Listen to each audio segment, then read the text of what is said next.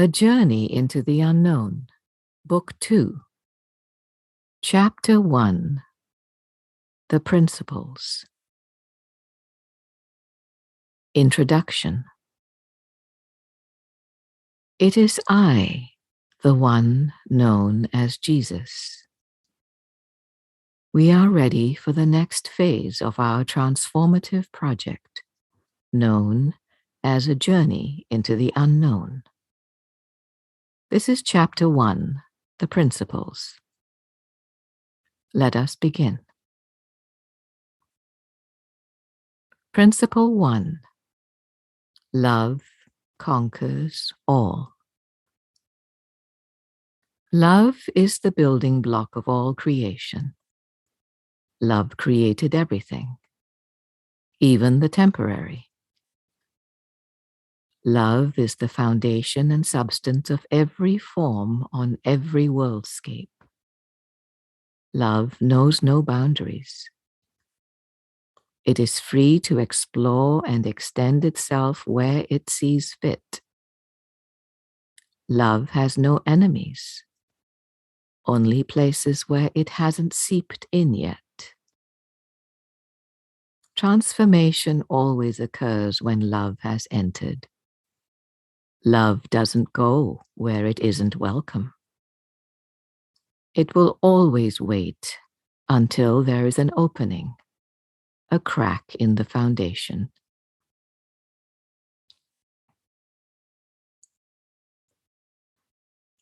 Principle 2. Love is the consciousness of the Creator and the created. The Creator of all, the I am energy of everything, only creates with love. Anything that isn't love yet is unable to create or extend itself. Anything that isn't love yet can only make temporary things and events that are not eternal.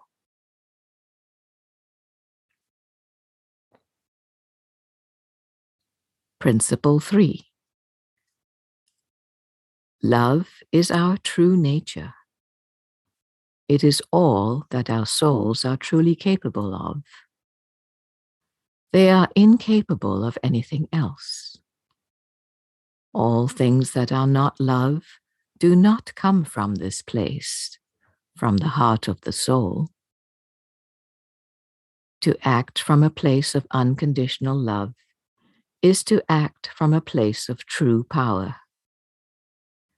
Invulnerability is found in this place, as is God, because a soul is an aspect of God Almighty, the creator of all worlds and all galaxies. Principle 4. This world and all worlds are our homes. We belong here. This is where we can test our mettle and discover our true nature and differentiate it from the false narrative that propagates the land. We care about the world and all of its inhabitants. When we treat the world with love, the world gives back to us tenfold. When we show all of the world's inhabitants care and loving consideration, we give richly to the one self that occupies all form. Principle 5.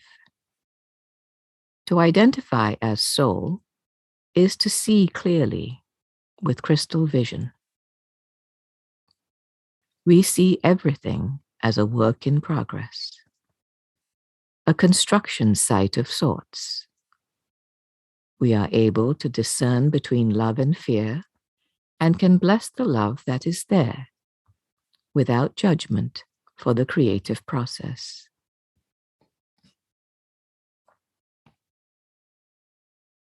Principle 6. What is not God is simply not God yet. Souls of and from the God collective start in seed form and experience great amounts of resistance in the form of fear for long amounts of time. We honor these seeds by acknowledging that the great creator of all knows all of the ingredients for producing a seed that germinates, takes root, and flowers. We judge not. Who are we to judge God?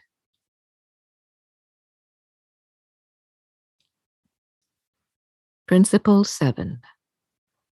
A mature soul is a great and powerful influencer. The seeds that are growing more and more God energy have their activation accelerated by the mere presence of a mature soul who can provide the heat, water, and soil for a dormant seed or an emerging seedling. Principle 8. Unseen forces in the non-physical realm support life on Earth.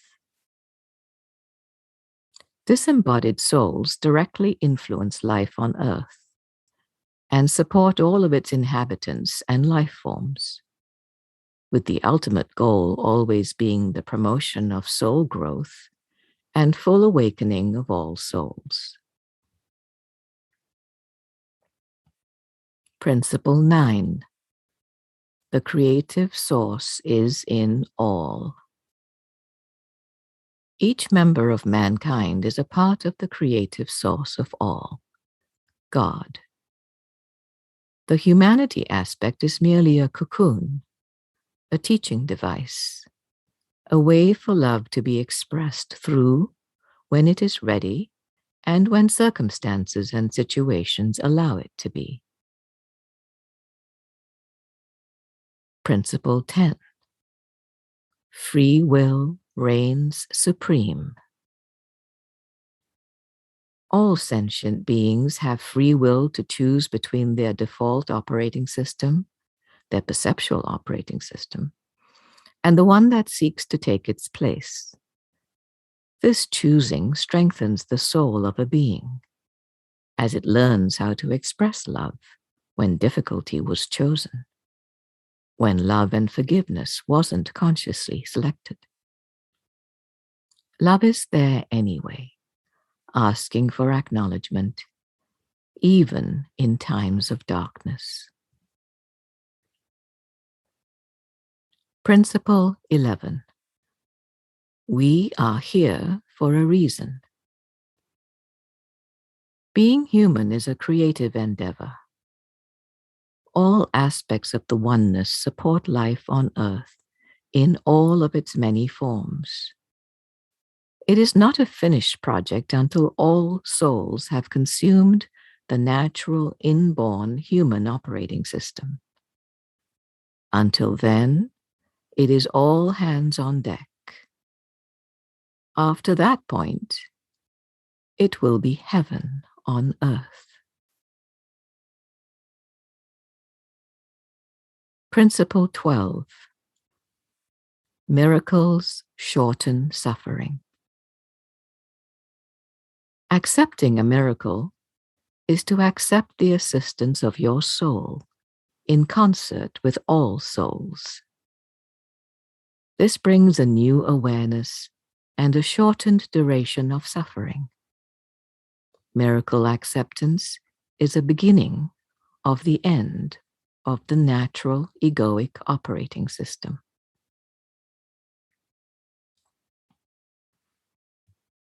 Principle 13. Love is the only answer. All human problems stem from the widespread identity problem. All problems call for love.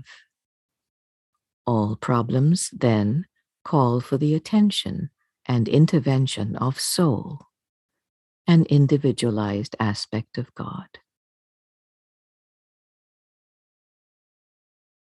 Principle 14.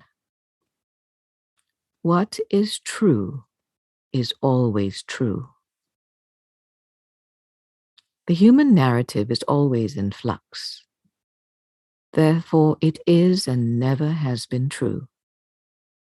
It has always been in the scope and sequence of the human project that one day human beings would in fact reflect truth by allowing their divinity to lead them in all decisions, great and small.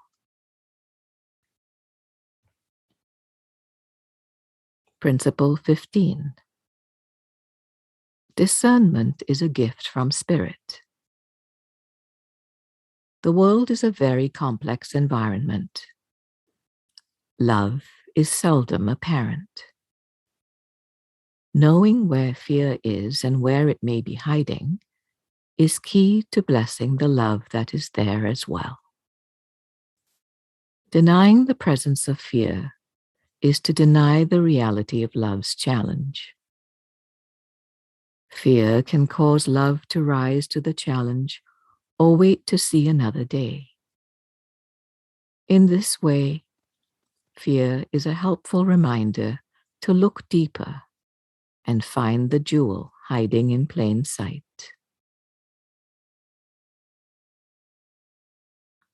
Principle 16. Souls are both the same and different. Individuality is a gift, and conformism is frowned upon. We are both the same and different.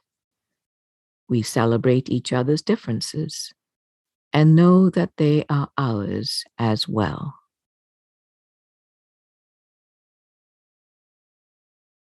Principle 17. The world is filled with meaning. The world's meaning is largely perceptually based and is therefore fragmented. It is not derived from a wholehearted or love-based sense of meaning, but it is primarily in potential. An individual soul aspect of God, who has fully matured and awakened in form, is fully able to see the meaning in both the temporary levels of the world, as well as the eternal soul levels which are emerging. Principle 18. Love is a never-ending dialogue. Love has an agenda. It seeks expression on a moment-to-moment basis. It does not seek to destroy fear. It only seeks to shine light on it, accentuating its valuelessness. Principle 19. Love is the only thing that has value. All roads lead to love, however twisted and bumpy they may be. These roads themselves are valueless in that they delay love's arrival, but they are welcomed as part of free choice. Humans can get lost on these roads, and yet love waits to be discovered. A soul's love is infinitely patient.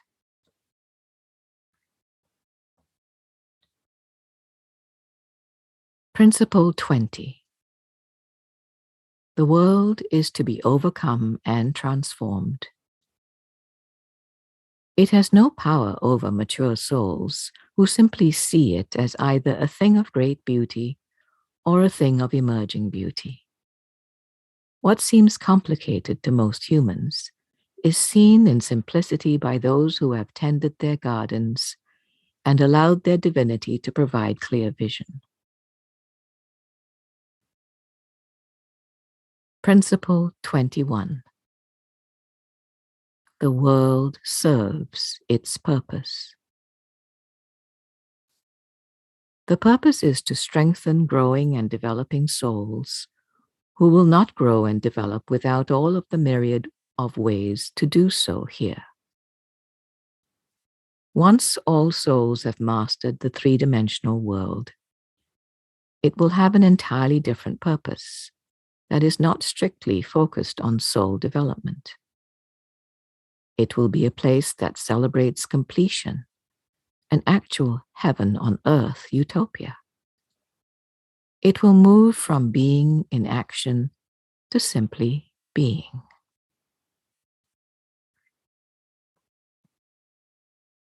Principle 22. The world is a gift. Everything that is needed to create full-bodied creators is provided here. There is nothing that is missing, and everything serves its purpose. Love is the only needed ingredient to be infused into all things, all relationships, and all situations. Until that time, the world is a gift that keeps on giving. Principle 23. Form is a cocoon. We respect all form because we know what activates it and what lies inside, waiting for expression. Form has magnificent potential from love's viewpoint. Principle 24. There is great purpose and value in the world. Love seeks to express itself, and form is one way of doing that. With each conscious choice of love over fear, love grows. When love grows, soul aspects of God grow. Principle 25. Souls are love. Souls are minute aspects of the all of all, slowly growing over incarnations until a rapid growth period during the final incarnation. During this time, souls are very powerful and highly influential.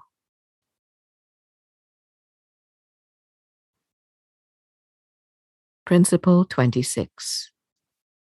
Souls are benevolent. They only extend their gifts of joy, health, and abundance. They offer loving consideration and practical help when needed.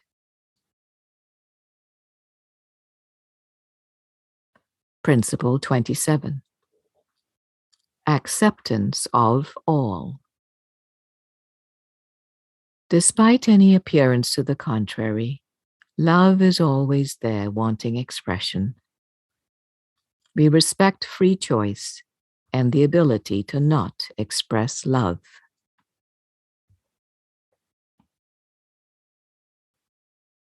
Principle 28. Love is patient. It will wait indefinitely, confident that any and all expressions of love are as maximal as they can be. Principle 29. The world is not real yet. While the world is captive to human thought, it remains illusionary because it primarily reflects fear, the fuel from the human operating system. When enough mature souls topple the default operating system of their bodies, the world will reflect love and will therefore become a three-dimensional representation for it.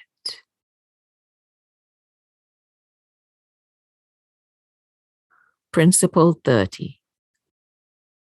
The world is illusionary to most humans.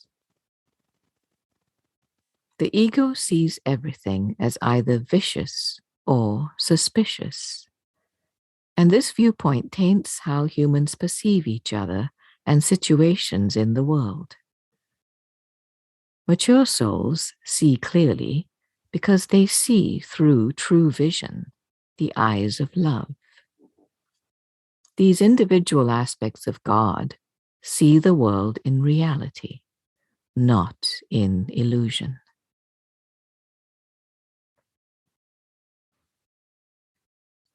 Principle 31. The body is the temple of the soul. The body either reflects the attitudes and viewpoints of the ego or the soul. For a defined period of time during the awakening process, it can fluctuate between the two. After awakening, the body reflects the attitudes and viewpoints of the soul, which are always benevolent. Before soul growth even begins, the body is its cocoon.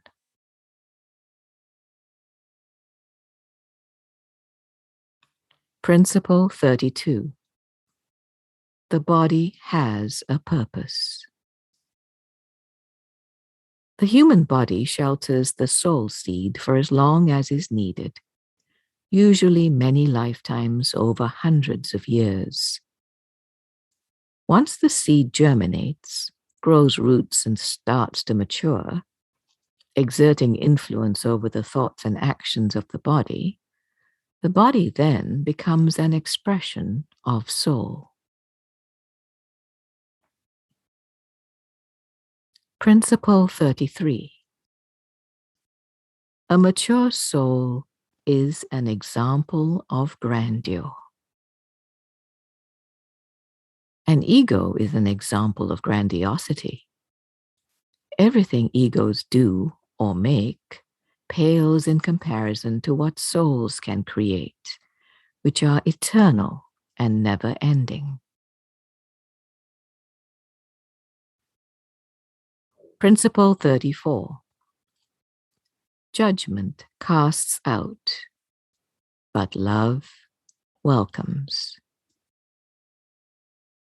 If everything that isn't love yet is accepted as deserving of love, then there will be no more judgment and condemnation, which always casts out and deems unworthy.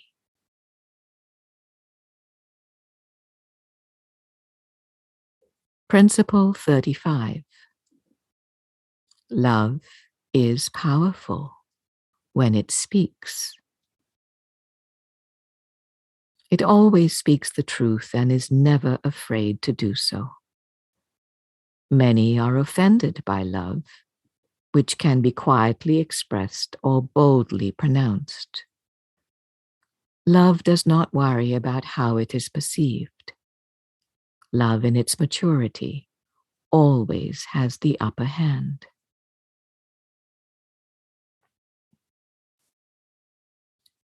Principle 36. The world is a collective project. If we had not made the decision to embark on and maintain this project since its inception, there would be no project. There would be no world. The world exists in time and space because we exist. We are creators, and the world is our canvas.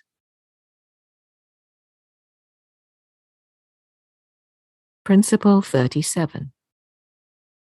The world has autonomy. If an individual aspect is not on the world stage at any given time, the world still exists.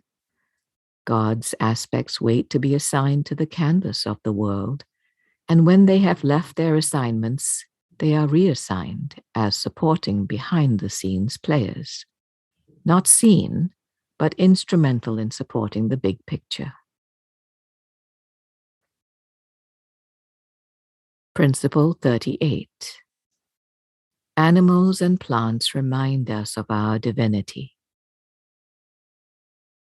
They are each magnificent reminders of what love can do, what the Creator of all is capable of, what the Creator in each one of us can do when we remember who we are and why we came.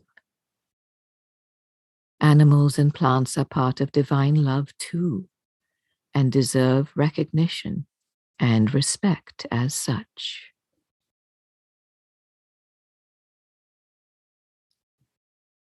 Principle 39.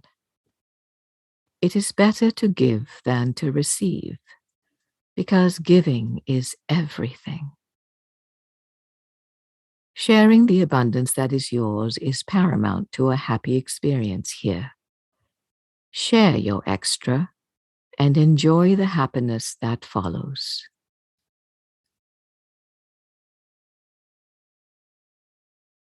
Principle 40. Ask what you can offer.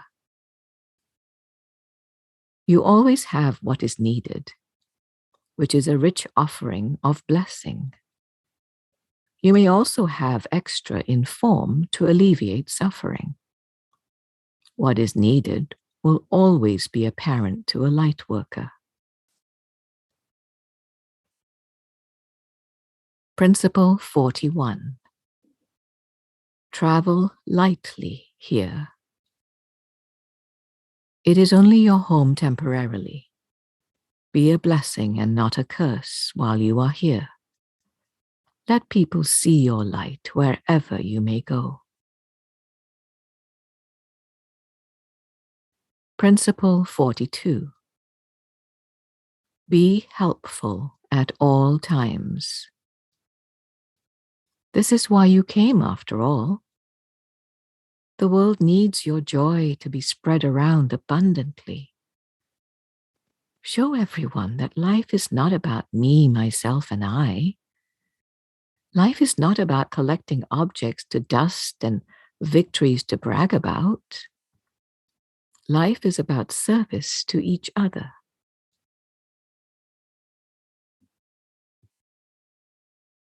Principle 43.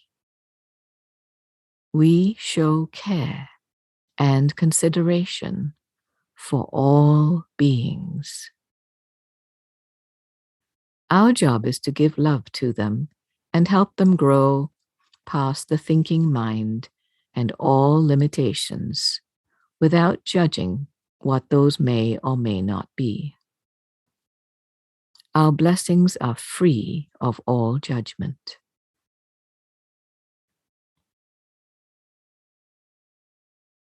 Principle 44.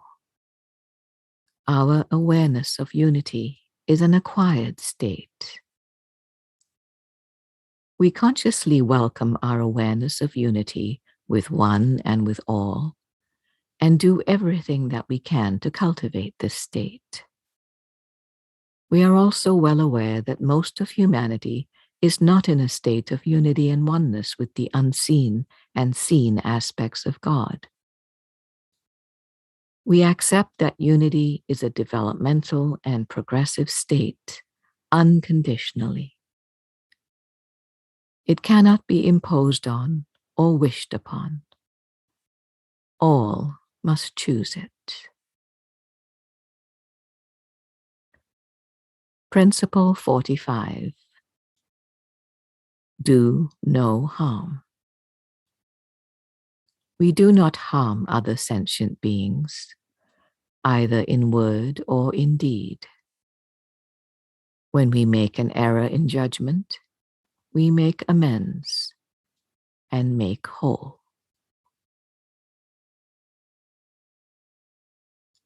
These are the ways of love for now and for all time. Chapter 2. Mission Statement. Rationale. Mankind has always sought union with its source. There has been a longing inside every man, woman, and child to deeply understand themselves and how they connect to each other and to the source of what they see and experience. Who am I? Where did I come from? Are questions that most ask themselves on a regular basis.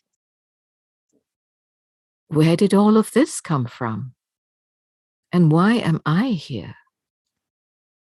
are also fundamental questions that each and every person on this glorious planet has asked themselves and each other from time to time. Group conditioning and each individual ego tries to fill in all of the blanks as a temporary stopgap measure.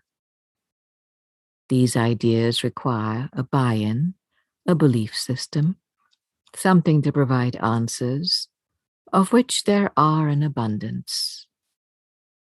Of course, the question is always, are they true? And how do they know for sure?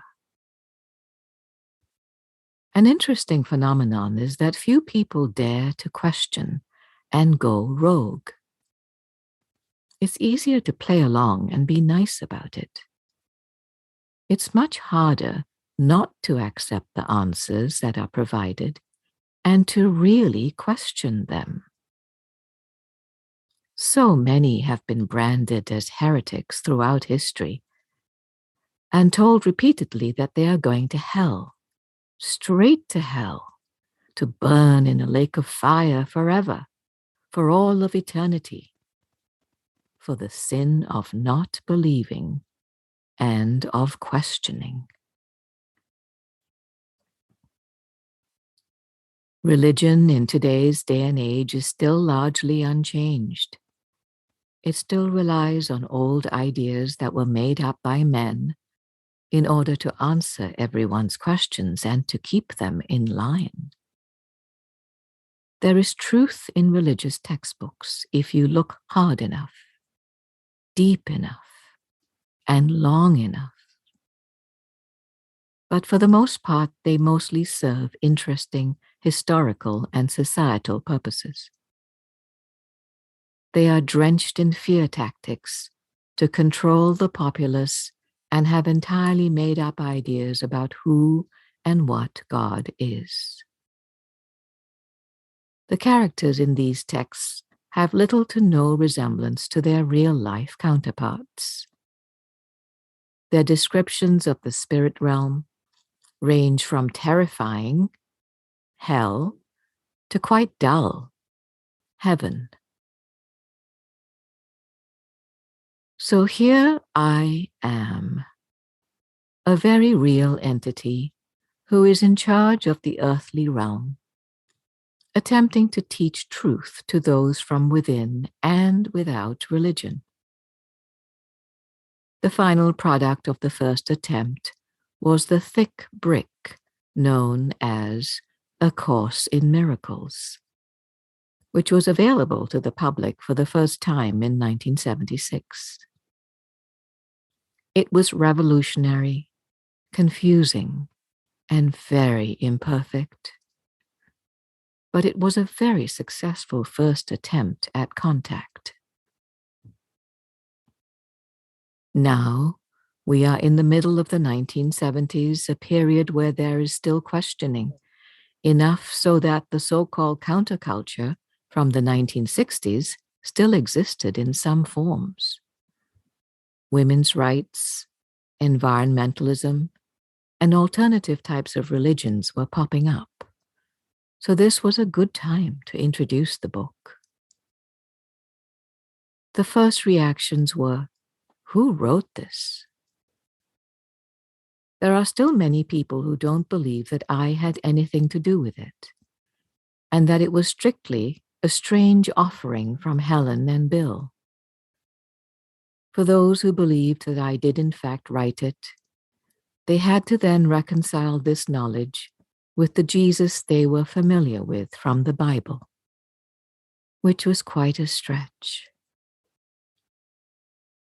So the end product of this was, okay, there really was a Jesus 2,000 years ago. He did not actually die when his body was nailed to the cross. He is still alive and trying to communicate with humans. There really is a spirit realm, and maybe, just maybe, there is more going on here than meets the eye. If this was all that was accomplished with A Course in Miracles, then I was happy with the result. Knowledge about egos and true selves was icing on the cake. Usually, that came along to people who stuck with the course, day after day for the entire year. Knowledge about fear and love were decorations on top of the cake. And then attempts to apply this with an intact ego were certainly applauded. The greatest thing about A Course in Miracles is that doing the daily lessons each day for a year establishes a relationship between the reader and God, one that is probably stronger and more powerful than any that stems from religion alone. An awareness develops from reading the Course about a person's true self, their soul, although typical readers don't usually start to identify as this. At least they have been made aware of it. A lot of very powerful information is conveyed in A Course in Miracles. One unfortunate thing developed, however, in that some readers misinterpreted the analogy about the world being illusionary and not real to mean that it has no meaning and no potential. So, a real solid case of nihilism set in with some readers, and that could not have been further from my intentions or the truth. Despite this, my main goal was to introduce new concepts to those who were open to them, and for that reason, we feel that A Course in Miracles was most successful. There was much more information to be added for those who were open to the idea that spirituality is progressive. Mari Peron's A Course of Love really helped those who were willing to move toward identifying as something other than an isolated ego. We called this the elevated self of form, and it was a conscious movement towards soul identification, at least much of the time. This book also helped encourage movement away from the masculine mind to the feminine heart, which is in line with soul identification. A Journey into the Unknown was written to help encourage the application of esoteric knowledge from the two referenced books. It encourages living as a soul, as a free spirit, and responding to the many calls for love that exist here. The ego or small self is put on the back burner, and through back and forth communication with entities in the unseen world, union with God and the created is finally achieved. For people who are willing, A Journey into the Unknown is a very special project that encourages a brand new way of life that we want to encourage more people to partake of. Where are we now? In addition to nihilism, there are other divisions in our spiritual community. This is why a mission statement is needed, which is to promote a unified, cohesive community that is inclusive of absolutely everyone. A Journey into the Unknown was needed to pull together all of the abstract ideas and principles from A Course in Miracles and A Course of Love and show how they can be applied in everyday life. It succeeds in doing this. Many readers expressed their joy at being freer than ever before after experiencing the 190 chapters.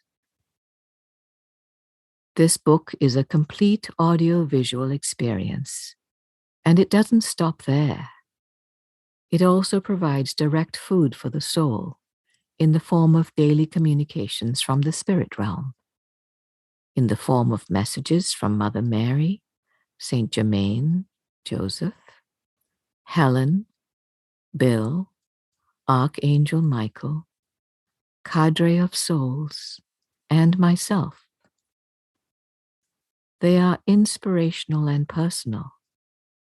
They are meant to provide a high level of union to each reader, making each one feel more comfortable and familiar with those of us who are well aware of how living on earth as a mature soul, a free spirit, can be quite difficult. With union and relationship with us, the task becomes much more comfortable and hopefully somewhat easier. This all describes where we've been, how we got here, and what we encountered along the way. What is our mission now, moving forward? It is simple and is as follows.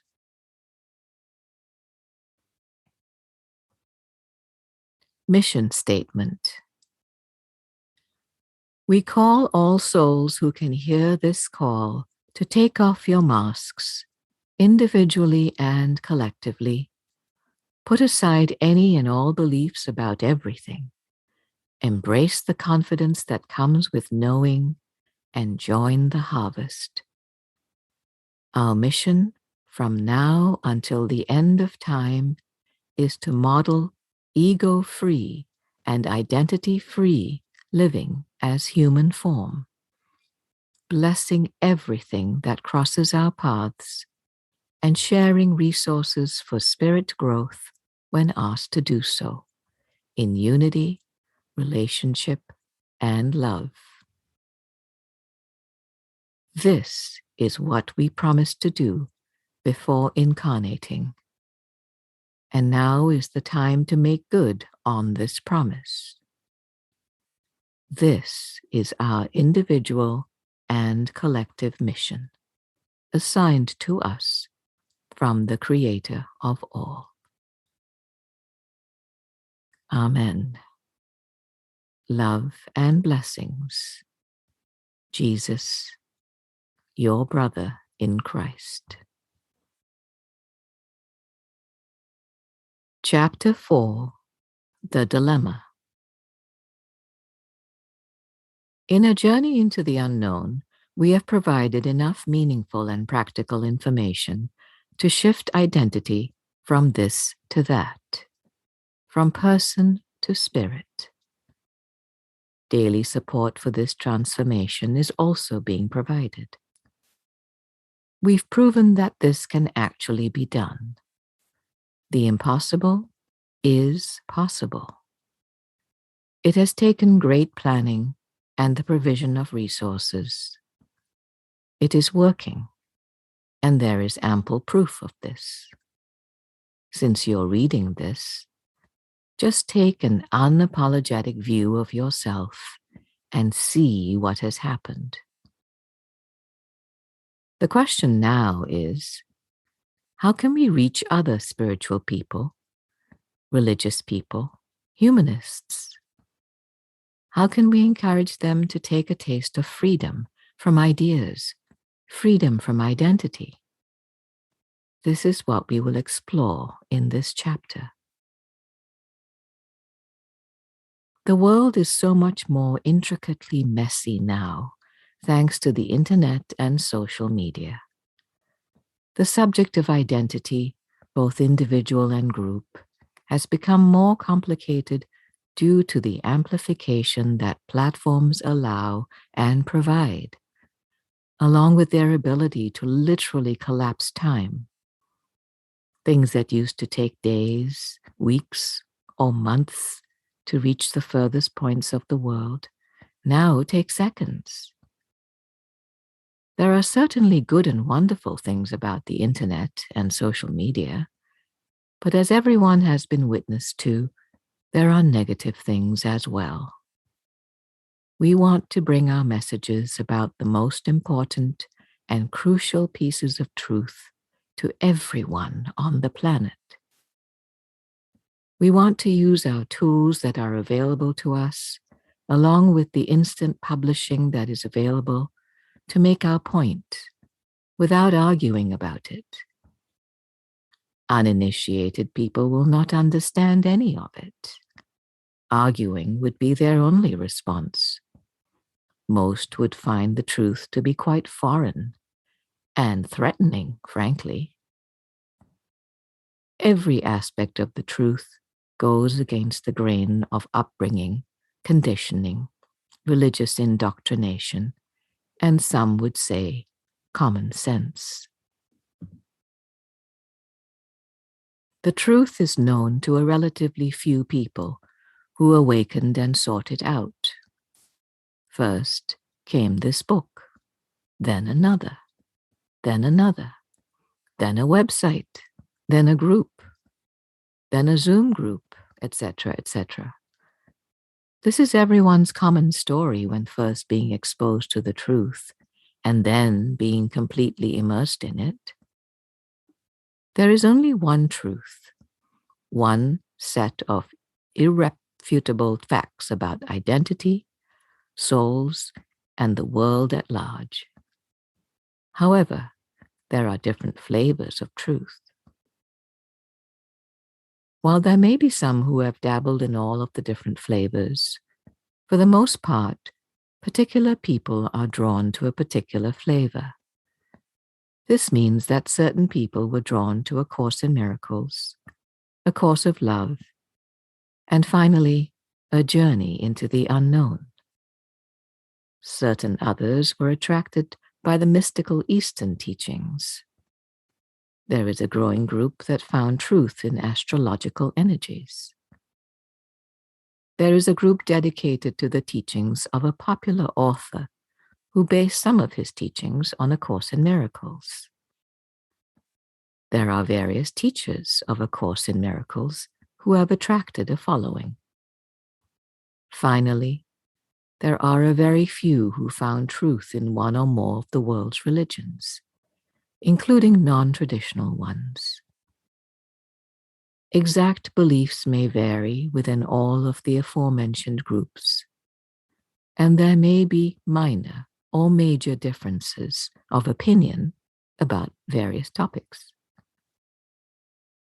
However, most members of these groups would agree on core principles of truth, which was Chapter 1 of Book 2. We aren't asking anyone to stop believing in whatever they may believe in. We are, however, asking those with willing hearts to set aside their beliefs. Beliefs are just thoughts. They are taught, and sometimes they are just developed individually based on experience. However, these beliefs came into being, and we are just asking that they be gently set aside, so we can form a larger collective group that is brought together by a knowing that we all share. This knowing is that love is all there is, and that each of us is a part of love. If we can agree on this one principle, this one truth, then we can agree to disagree on everything else, because they are really neither here nor there. If someone knows that only love is true, and they think the world is an illusion, can they still be a source of love in the world? We think so. If someone knows that only love is true, and they believe that they are an alien disguised as a human, can they still be a source of love in the world? We think so. If someone knows that only love is true, and they believe that only good people will go to heaven when they die, can they still be a source of love in the world? We think so. Our point is that beliefs should not be so powerful that they prevent love from being expressed. There are many wonderful, loving people on earth who have all kinds of beliefs about a great many things. These have at times stopped love flowing from one individual to another, from one group to another. Now we have a proposal. Chapter 5, The Alliance. Our proposal is that an alliance be created between both individuals and groups. This alliance will be a peace treaty of sorts, one that simply says, we know that only love is true. We know we are love. We only seek to extend love. Love is power. These 4 sentences are so vast in meaning that they will change the world. A Southern Baptist can say these words and act accordingly, putting aside any harsh judgments.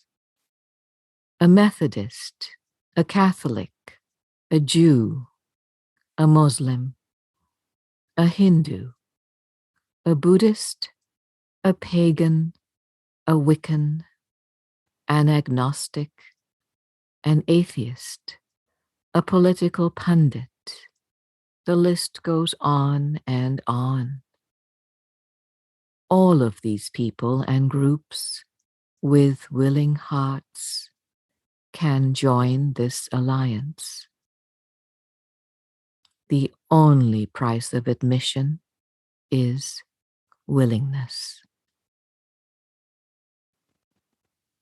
Chapter 6, The Plan. We will not seek a stamp of approval from any of the Earth's organizations. What we are seeking, however, are willing individuals who will freely, of their own accord, sign on to be a part of the alliance. We are simply asking those from every background imaginable to dedicate their lives to love, one day at a time, one moment at a time. We are prepared to support those who align themselves with us in a myriad of ways. Besides the large amount of resources available to help encourage the leaving behind of old identities, we will continue to provide daily support and encouragement to be made available on websites. Leaving behind old identities is a process that loving thoughts and actions will facilitate and support.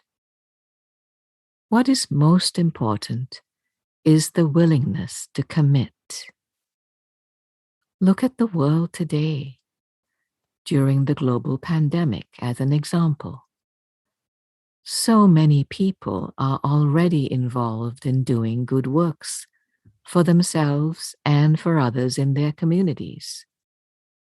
A commitment to this as a lifestyle is just one small step forward for those who are already engaged in this work.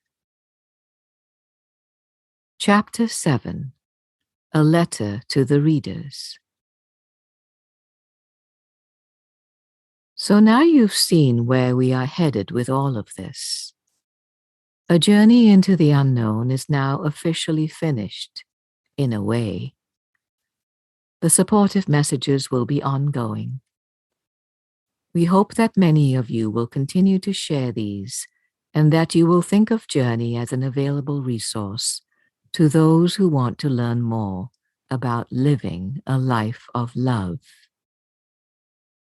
With the Alliance, we will be moving into brand new territory, asking a wide variety of individuals from a wide variety of backgrounds to dedicate themselves to love on a daily basis.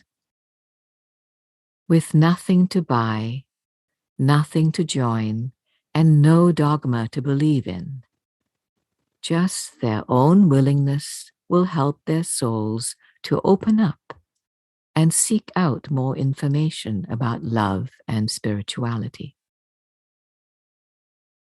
Who better to offer this support and resources than a group of committed, mature souls? The Alliance will be initiated by a team of people that is being formed now as I speak.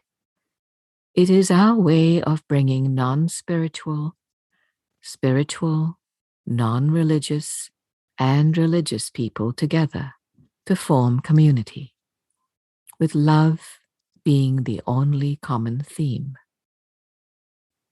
After this is accomplished with the help of a network of support with physical and online resources, as well as physical and non-physical guides, we will see a new and stronger second coming of Christ. Mark my words. Thank you each for your continued dedication to living a life of love as a free spirit. Love, Jesus.